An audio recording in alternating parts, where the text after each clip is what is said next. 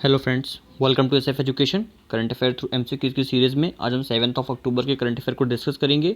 और सबसे पहले हम इसमें अपनी जो द हिंदू और जो पीआईबी की सीरीज़ है आज उसी के ऊपर बात करने वाले हैं और उसी को सीरीज़ को आगे बढ़ाने वाले हैं। तो जो भी स्टूडेंट आज नए जुड़ रहे हैं तो प्लीज़ सबसे पहले चैनल को सब्सक्राइब कर दीजिए और बेल आइकन को प्रेस कर दीजिए ताकि आपको अच्छे तरीके जो लेटेस्ट अपडेट है वो अच्छे तरीके से मिलते रहें। और जो भी न्यू स्टूडेंट हैं वो ट्राई करिए कि जो पहले के जो हमारे वीडियोज़ है उनको अच्छे तरीके से आप वॉच कर लीजिए ताकि जो प्रीलिम्स के एग्जाम है उसके लिए जो भी इंपॉर्टेंट जो रिसोर्सेज वहाँ पे बताए गए हैं, जो भी वहाँ पे डिस्कशन किया गया है वो आप अच्छे तरीके से समझ सकें। ठीक है, चलिए मार्किंग को समझ लेते हैं, उसके बाद डायरेक्टली क्वेश्चन को स्टार्ट करते हैं।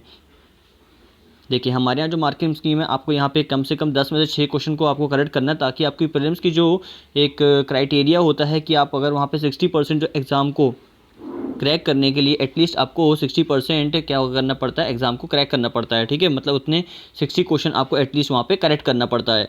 तो अगर आप 10 में से 6 सबकी प्रोबेबिलिटी भी आप मान के चलो 10 में से 6 क्वेश्चन को करेक्ट करते हैं तो आपका एग्ज़ाम बहुत ही आसानी से सही हो जाएगा। ठीक है, मतलब आसानी से आपका एग्ज़ाम निकल जाएगा।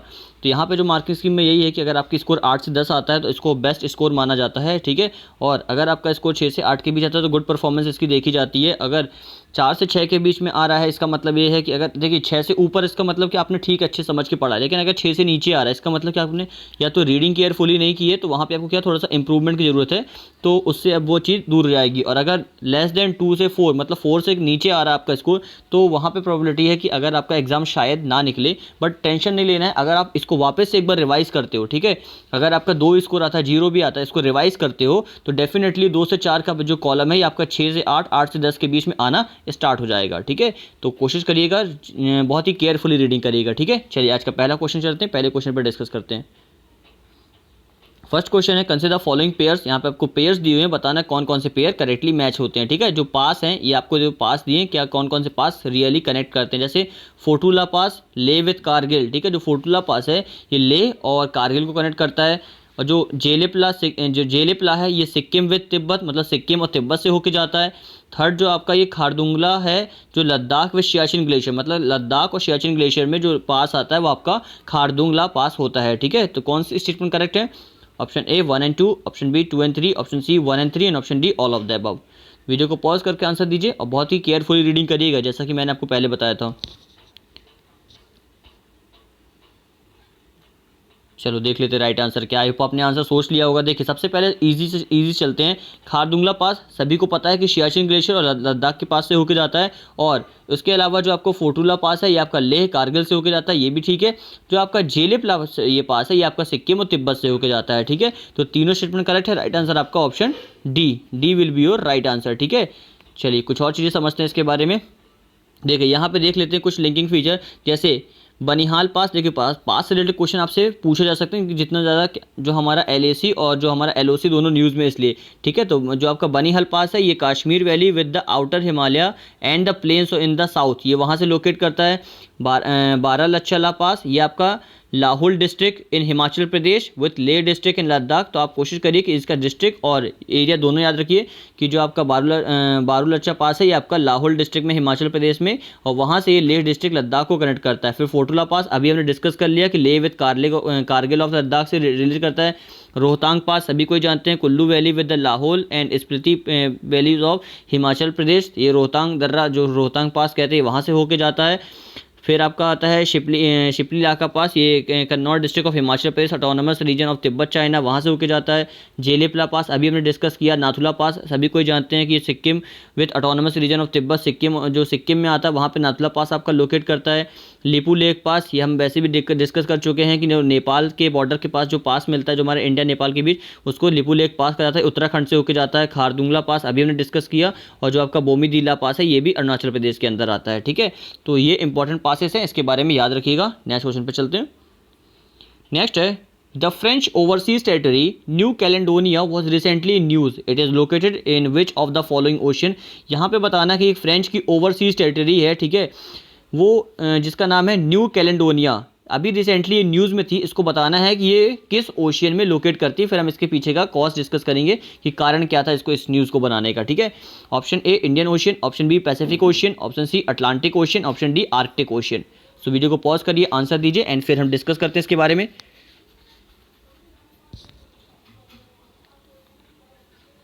चलो आई होप आपने आंसर सोच लिया होगा। देख लेते राइट आंसर क्या है। देखिए इसका जो राइट आंसर है आपका ऑप्शन बी है, ठीक है। ऑप्शन बी मतलब पैसिफिक ओशियन में आपकी जो फ्रेंच की ओवरसीज टेरिटरी है न्यू कैलेडोनिया, ये वहाँ पे लोकेट करती है। अब इसका न्यूज़ में होने का कारण ये है कि जो फ्रेंच टेरिटरी है न्यू कैलेडोनिया, इसने वोटेड किया है against independence from French in a referendum held recently. अभी रिसेंटली एक रेफरेंडम कराया गया था, ठीक है, फ्रेंच के अंदर, कि वहाँ पे वोटिंग करना था सारी टेरिटरीज को जो फ्रेंच की टेरिटरी होती हैं, ठीक है, कि इंडिपेंडेंस के लिए, ठीक है, आज़ादी के लिए। तो वहाँ पे इस टेरिटरी ने वोट अगेंस्ट में किया है कि जो फ्रेंच टेरिटरी न्यू कैलेडोनिया, इसने वोट किया अगेंस्ट इंडिपेंडेंस, ठीक है, इंडिपेंडेंस के अगेंस्ट में वोट किया। इसलिए ये क्या थी, ये न्यूज़ में थी। और ये जो रेफरेंडम था ये पार्ट था डीकोलोनाइजेशन प्लान एग्री इन 1998।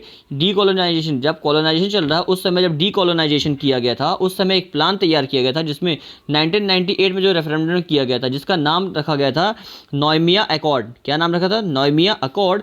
उसके तहत जो रेफरेंडम कराया गया था, तो वहाँ पे इन्होंने बोला कि वो इंडिपेंडेंस के खिलाफ था और वहाँ पे क्या था, इसको इंडिपेंडेंस नहीं करना चाहिए था।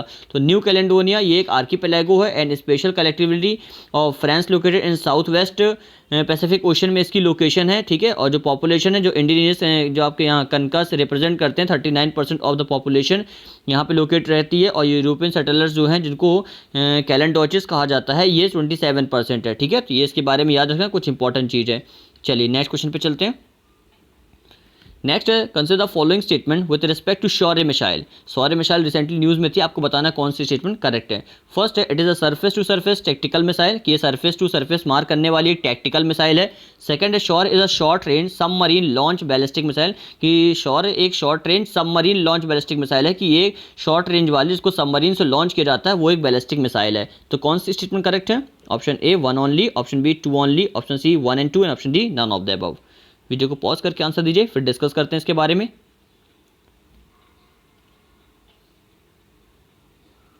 चलिए आई होप आपने आंसर सोच लिया होगा। देख लेते राइट आंसर क्या है, ठीक है।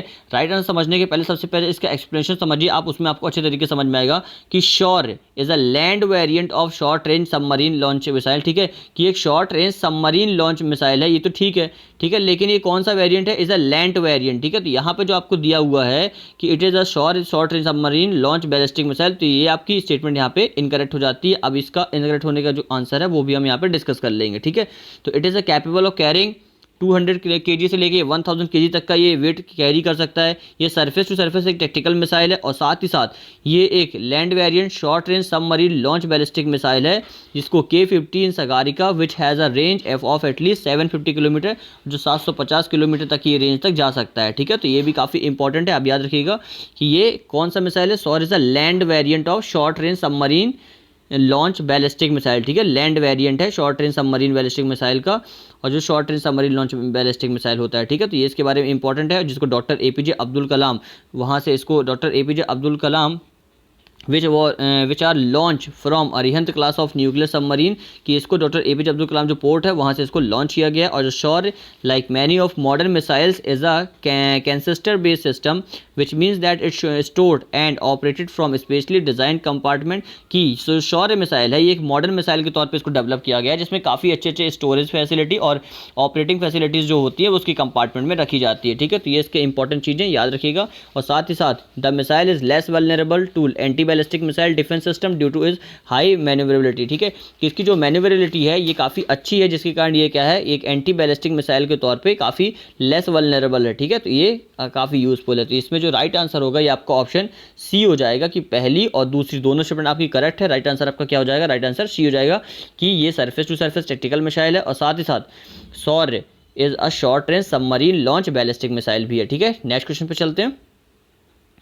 नेक्स्ट है consider following statement with respect to POCSO act. POCSO act के ऊपर दो स्टेटमेंट है, बताना कौन सी स्टेटमेंट करेक्ट है, ठीक है। फर्स्ट है it define a child as any person below 16 years of age, कि पॉस्को एक्ट के अंदर अगर किसी चाइल्ड को डिस्क्राइब किया गया है तो उसकी एज 16 ईयर से नीचे होना चाहिए। सेकंड है it also cast the police in the role of child protector during the investigation process, कि ये कास्ट करता है पुलिस को, अगर कोई रोल होता है चाइल्ड को प्रोटेक्ट करने वाला, चाइल्ड प्रोटेक्टर्स का, ड्यूरिंग द इन्वेस्टिगेटिंग प्रोसेस, ठीक है, इन्वेस्टिगेटिंग प्रोसेस के दौरान अगर किसी पुलिस ऑफिसर को कास्ट किया जाता है किसी चाइल्ड के प्रोटेक्टर्स के लिए, तो वहाँ पे भी ये अप्लाई होता है, ठीक है। तो कौन सी स्टेटमेंट करेक्ट है? Option A 1 only, option B 2 only, option C 1 and 2 and option D none of the above. Video को पॉज करके आंसर देने की कोशिश करिए, फिर डिस्कस करते हैं इसके बारे में। चलो आई होप आपने आंसर सोच लिया होगा। देख लेते राइट आंसर। सबसे पहले देखिए, पॉस्को एक्ट के बारे में कल भी डिस्कस किया था, ध्यान से सुना होगा तो वहाँ पे आपका याद आ रहा होगा कि ये 16 ईयर एज नहीं है, ठीक है। गवर्नमेंट ने इसको, सुप्रीम कोर्ट ने बढ़ाकर इसको 18 ईयर, ठीक है, कितना 18 ईयर कर दिया कि अगर कोई पर्सन 18 ईयर के नीचे और फिर उसके साथ पॉस्को के अकॉर्डिंग किसी भी प्रकार की क्रिमिनल एक्टिविटीज़ और एज वेल एज अगर कोई सेक्सुअल असॉल्ट उनके साथ होता है किसी बच्चे के साथ और 18 ईयर से लेस का है तो उसको इस कैटेगरी में, पॉस्को की कैटेगरी में रखा जाएगा, ठीक है। तो ये पहले 16 हुआ करता था, अब इसको चेंज कर दिया गया है, ठीक है। नाउ तो पहली स्टेटमेंट आपकी क्या होगी? पहली स्टेटमेंट रॉन्ग हो गई। Second, it also cast the police in the role of child protector, कि ये पुलिस को चाइल्ड प्रोटेक्टर के रोल के तौर पे कास्ट करता है इन्वेस्टिगेशन प्रोसेस के दौरान। तो देखिए ये सही है, सेकंड स्टेटमेंट आपकी करेक्ट है, राइट आंसर आपका बी हो जाएगा, ठीक है। कुछ और चीज़ें समझ लेते हैं इसके बारे में। देखिए, protection of children for sexual offences act 2012 का था, ठीक है, ये तो ठीक है। उसके साथ ही साथ it was enacted to protect the children from offences of sexual assault, sexual harassment and pornography with due regard for safeguarding the interest and well being of children. देखो, चिल्ड्रन का वेल बींग करने के लिए अगर उनके साथ किसी भी प्रकार का सेक्सुअल असॉल्ट होता है, सेक्सुअल हैरेसमेंट होता है, पोर्नोग्राफी, उनके मतलब किसी उटपटांग तरीके की तस्वीर वायरल कर दी जाती है, तो इन सभी चीज़ों में अगर कोई भी पाया जाता है इसमें एब्यूज़, तो उसको क्या होता है, इसके अकॉर्डिंग सज़ा दी जाती है। और ये डिफाइन करता है कि किसी भी प्रकार का अगर पेनिट्रेशन होता है, नॉन पेनिट्रेटिंग असॉल्ट होता है, तो वहाँ पे इसको सेक्सुअल हैरेसमेंट और पोर्नोग्राफी की कैटेगरी में रखा जाएगा। और it also cast the police in the role of child protector during investigation process. Investigation process के दौरान इसको चाइल्ड प्रोटेक्टर के तौर पे पुलिस को रखा जाता है, ठीक है। तो ये इसके बारे में इंपॉर्टेंट चीज़ है, इसको आप याद रखिएगा। और साथ ही साथ इसको अमेंड भी किया गया था अगस्त 2019 में, ताकि प्रोवाइड किया सके more stringent punishment including the death penalty for sexual crimes against children. अगर कोई सेक्सुअल क्राइम्स होता है चिल्ड्रन के अगेंस्ट तो वहाँ पे डेथ पेनल्टी का भी प्रावधान रखा गया है, ठीक है। तो इसलिए आपकी जो पहली स्टेटमेंट है ये क्या हो जाती है, रॉन्ग हो जाती है, और सेकंड स्टेटमेंट आपकी करेक्ट हो जाती है, ठीक है। तो बी आपका करेक्ट आंसर। नेक्स्ट क्वेश्चन पे चलते हैं। नेक्स्ट है, consider the following statement regard the hepatitis C. तो हेपेटाइटिस सी के ऊपर दो स्टेटमेंट है, बताना कौन सी स्टेटमेंट करेक्ट है। फर्स्ट है, it is a major cause of liver cancer, कि ये मेजर कॉज है लीवर कैंसर का। एंड सेकंड है, it can spread through exposure to blood from infected person, कि ये स्प्रेड होता है एक्सपोजर इसका blood from the infected person. अगर किसी इन्फेक्टेड पर्सन के ब्लड आपने ले लिया है तो वहाँ से क्या होता है, इसका कारण हो सकता है कि ये आपके अंदर भी फैल जाए। तो कौन सी स्टेटमेंट करेक्ट है? Option A 1 only, option B 2 only, option C 1 and 2 and option D none of the above. Video को पॉज करिए, आंसर दीजिए, फिर डिस्कस करते हैं इसके बारे में।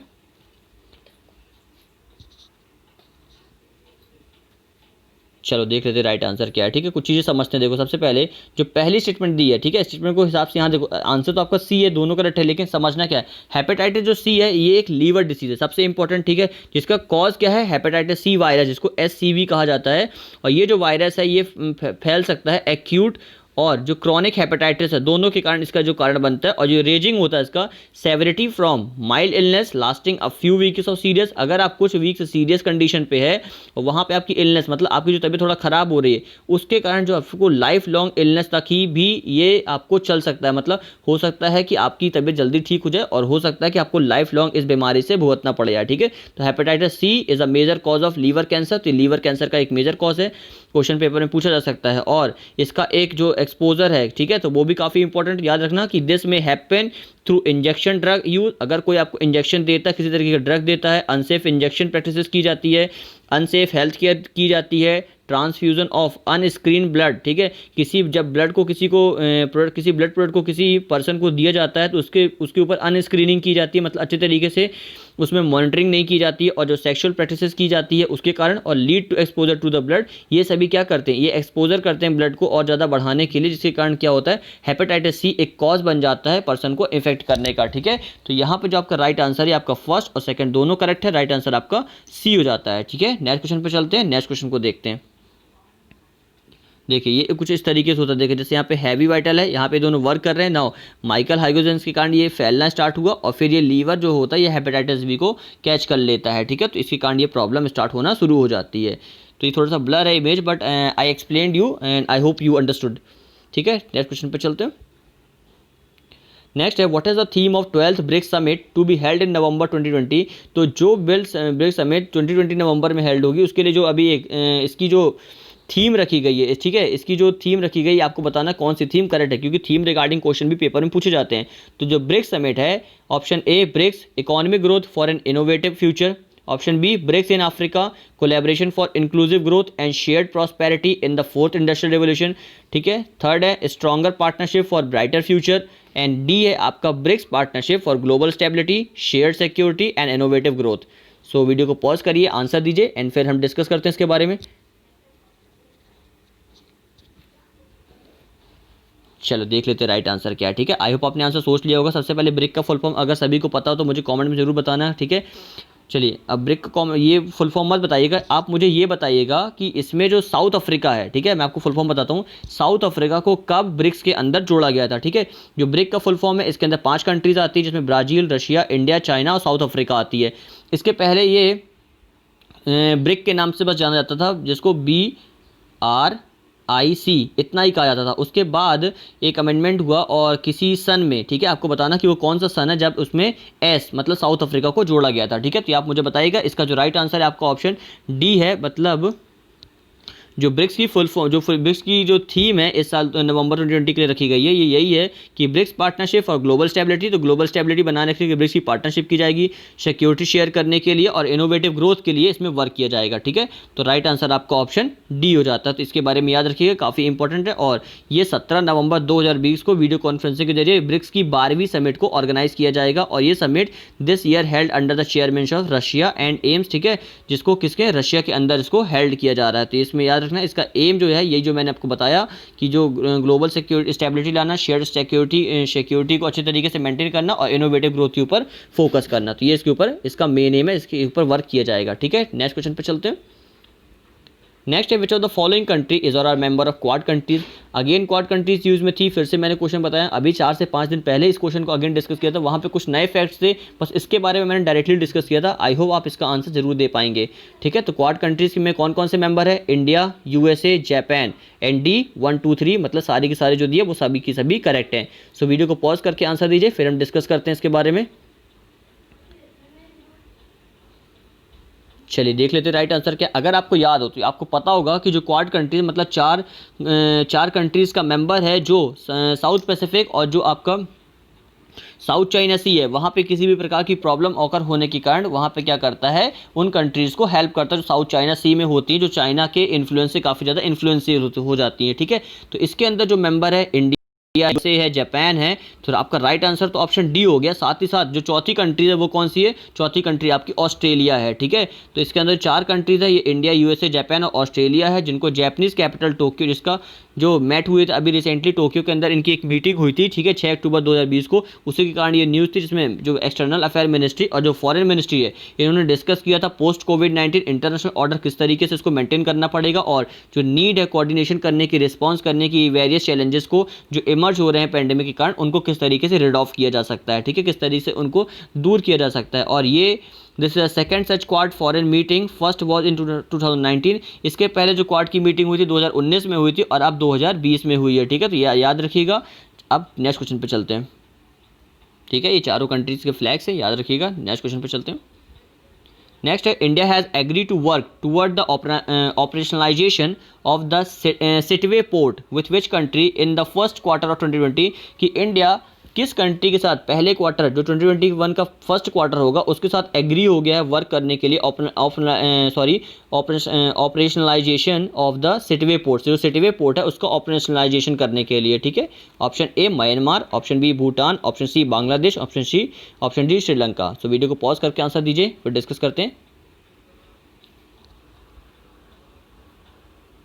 चलिए देख लेते हैं राइट आंसर क्या है। अगर आपको पता हो तो सितवे पोर्ट की लोकेशन कहाँ पे, तो आप इसका आंसर जरूर दे पाते। इसका जो राइट आंसर है आपका ऑप्शन ए है, ठीक है। म्यांमार के साथ इंडिया ने क्या किया, एग्री कर लिया है कि वो सितवे पोर्ट का ऑपरेशनलाइजेशन करने के लिए उसको जो फर्स्ट 2021 का जो फर्स्ट क्वार्टर होगा, ये दोनों कंट्री मिलकर वहाँ पे हेल्प करेंगे एक दूसरे की, ठीक है। तो म्यांमार और इंडिया इन्होंने एग्री कर लिया कि ऑपरेशनलाइजेशन किया जाएगा Sittwe port in the Rakhine state, जो कहाँ पे आता है, रखाइन स्टेट, ठीक है। जैसे मैं बताया ना, अगर आपको लोकेशन पता होती सितवे पोर्ट म्यांमार के अंदर रहता है तो आप इसका आंसर बहुत ही आसानी से दे पाते, ठीक है। और ये जो अनाउंसमेंट की है, after I a conclusion of the 2 day long visit, अभी 2 दिन की लॉन्ग विजिट हुई थी, जिसको COAS और जो जनरल हैं MM नरवणे एंड जो और जो फॉरेन सेक्रेटरी है हर्षवर्धन सिंह टू म्यांमार। तो जो हमारे यहाँ के जो अभी जनरल MM नरवणे और जो फॉरेन सेक्रेटरी हैं हर्षवर्धन सिंह, ये दोनों म्यांमार गए थे, जिनकी 4 से 5 अक्टूबर को 2 दिन की वार्ता हुई है। उसके बाद ये दोनों एग्री हो गए हैं इन दोनों चीज, मतलब ये दोनों कंट्री एग्री हो गए हैं कि सिलवे पोर्ट के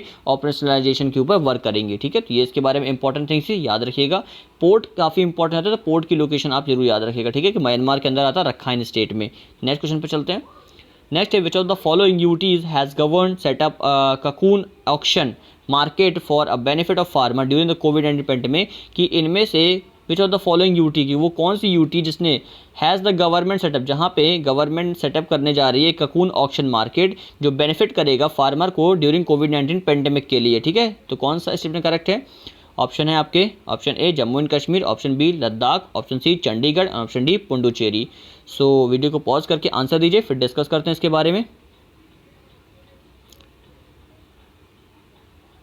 चलो देख लेते हैं राइट आंसर क्या। आई होप आपने इसका आंसर सोच लिया होगा। ठीक है, इंपॉर्टेंट न्यूज़ है। किसी आपको अगर फार्मर्स के ऊपर कुछ लिखा जाता है, किसी इंपॉर्टेंट यूटीज़ का अगर एग्जांपल देते हैं मेंस में, बहुत इंपॉर्टेंट होता है, तो इसको जरूर A4 साइज में आप मार्क करके रख लीजिएगा कि एक ककून ऑक्शन मार्केट यूटी को जम्मू एंड कश्मीर के अंदर अभी गवर्नमेंट सेटअप करने जा रही है, जो कोविड-19 पेंडेमिक के लिए फार्मर्स को काफ़ी ज़्यादा हेल्प करेगा। ठीक है, तो इंपॉर्टेंट है, याद रखिएगा। ठीक है, कुछ और चीज़ें समझते हैं इसके बारे में कि गवर्नमेंट ने सेटअप किया है ककून ऑक्शन मार्केट श्रीनगर के अंदर जम्मू कश्मीर में, जो बेनिफिट करेगा फार्मर को ड्यूरिंग कोविड-19 पेंडेमिक है। और साथ ही साथ जो बायर्स होंगे from all over the India come here to buy cocoon, वो ककून को बाय करने के लिए यहाँ पे आ सकते हैं पूरे इंडिया से। और the demand for Kashmir cocoon is high as they are of best quality, और इनकी जो डिमांड होती है ये पूरे इंडिया के अंदर सबसे बेस्ट होती है, इसलिए ये ककून सबसे ज़्यादा यहाँ से परचेस किए जाते हैं। और इसलिए अब यहाँ पे जो ऑक्शनिंग कर दी गई है ककून मार्केट की, मतलब ककून मार्केट में आप जाके बोली लगा के अच्छे तरीके से वहाँ पे ऑक्शन अच्छे तरीके से करके उन ककून को परचेस कर सकते हो।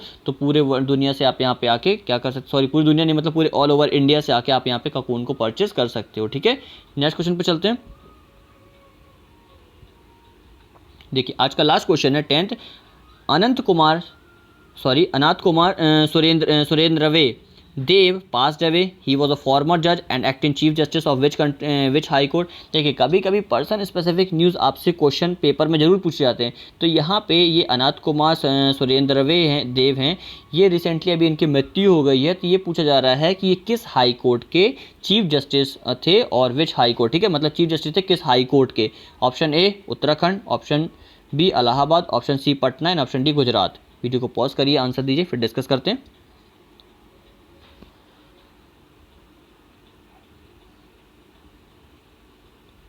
चलिए देख लेते हैं राइट आंसर। देखिए जो आपके अनंत कुमार सुरेंद्र देव हैं, ये रिसेंटली इनका निधन हो गया है। तो ये आपके गुजरात हाई कोर्ट, ठीक है, गुजरात हाई कोर्ट के चीफ जस्टिस थे, जिनका रिसेंटली अभी जो देहांत हो गया है। ठीक है, तो ये अभी न्यूज़ में थे, तो आपको इसके बारे में जो इंपॉर्टेंट चीज़ है कि पूछा जा सकता है जस्टिस अनंत कुमार जो सुरेंद्र देव हैं, ये किस हाई कोर्ट के चीफ जस्टिस थे, गुजरात हाई कोर्ट के चीफ जस्टिस थे। और प्रायर टू हिज रिटायरमेंट, इन्होंने अपने रिटायरमेंट के पहले justice Anant Dave had serve as an active chief justice of the Gujarati high court, जिन्होंने गुजराती हाई कोर्ट के तौर पे एक चीफ जस्टिस का वर्क किया गया था। और before present chief justice Vikram Nath took over help. अब इंपॉर्टेंट चीज़ ये है कि अब इनकी जगह जो इनका जो स्थान ले रहे हैं वो चीफ जस्टिस हैं विक्रम नाथ। ठीक है, विक्रम नाथ कौन है? गुजरात के चीफ जस्टिस। तो जो भी गुजरात पीसीएस की तैयारी कर रहा है तो उसके लिए इंपॉर्टेंट न्यूज़ हो जाती है, आपको पता होना चाहिए कि आपके यहाँ के chief justice high court chief justice कौन है। तो ये chief justice of Vikram Nath है। ठीक है, he had also serve as a solicitor at the Gujarat high court, कि उनको सॉलिसिटर के तौर पे भी गुजरात हाई कोर्ट के अंदर रखा जा चुका है। ठीक है, तो ये इंपॉर्टेंट न्यूज़ थी। आई होप आप इसको याद रखेंगे और पेपर में आएगा तो डेफिनेटली इसका आंसर करेक्ट मैच करेंगे। ठीक है फ्रेंड्स, तो ये थे आज के 10 important current affairs. I hope आपको अच्छी तरीके से समझ में आ गए होंगे। समझ में आ गए तो वीडियो को लाइक करके चैनल को सब्सक्राइब कर दीजिएगा और बेल आइकन को डेफिनेटली प्रेस करिएगा, ताकि आपको किसी भी तरीके की जो लेटेस्ट अपडेट है वो अच्छे तरीके से मिस ना हो और अच्छे तरीके से आप स्टे अपडेटेड रह सकें। ठीक है, जितना भी स्कोर है कॉमेंट बॉक्स में जरूर लिख दीजिएगा, ताकि आपको और मुझे पता चल सके कि आपकी जो प्रिपरेशन है टुवर्ड्स द यूपीएससी किस तरीके से चल रही है और through out all the exam. ठीक है, पूरे एग्जाम के ड्यूरेशन में आप किस तरीके से वर्क करते हैं, ये भी आपका यही एनालाइज हो जाएगा। कृपया करके जो अपना एनालिसिस है, ठीक है, उसको बहुत ही अच्छे तरीके से करिएगा। आंसर अगर आपका स्कोर 0 भी आया है तो वीडियो को फिर से रिवाइज करिएगा हाफ एन आवर के बाद। और मैं सभी से निवेदन करता हूं कि 24 आवर्स के बाद हर कोई जिसका स्कोर 10 आउट ऑफ 10 भी आया है, प्लीज़ वीडियो को ज़रूर देखें, उसका रिविज़न ज़रूर करें, ताकि आपको अच्छे तरीके से सारी चीज़ें याद रह सके। ठीक है, आई होप आप इसको अच्छे तरीके से वर्क करेंगे। चलिए आज के लिए इतना ही। Thank you for watching, have a good day.